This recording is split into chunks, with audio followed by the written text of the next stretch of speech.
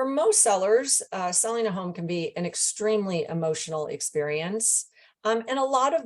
of sellers really have some buyer in mind,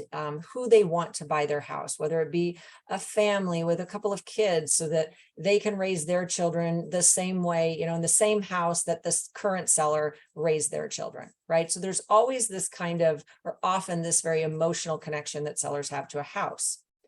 As buyer's agents for many, many years, we know this about sellers. And so for a long time, we encouraged our buyers when submitting offers to include what's called a buyer's love letter that essentially introduces the buyer to the seller,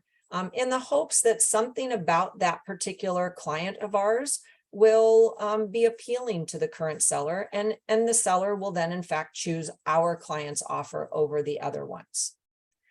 The trouble with buyer's love letters and what's become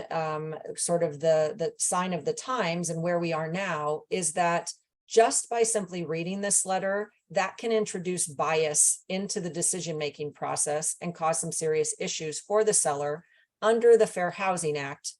The Fair Housing Act prohibits discrimination based upon factors such as race, religion, familial status, and things like that.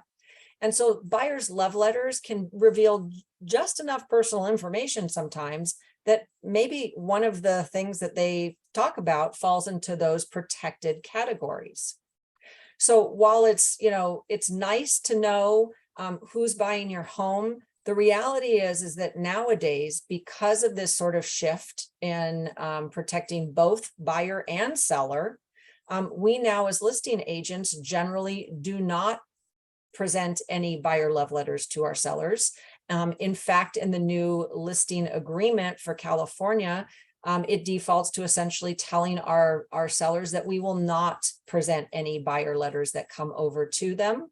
unless they specifically request that we do. And the purpose, again, is to protect not only just our sellers from sort of being influenced by something that they shouldn't allow to influence them, but also to protect the buyer, making sure that a seller is truly choosing a potential buyer based upon sort of their financial ability and the terms that they presented to the seller and so on. For more buyer and seller series videos, check us out on our YouTube channel, Kristen Gutierrez Real Estate.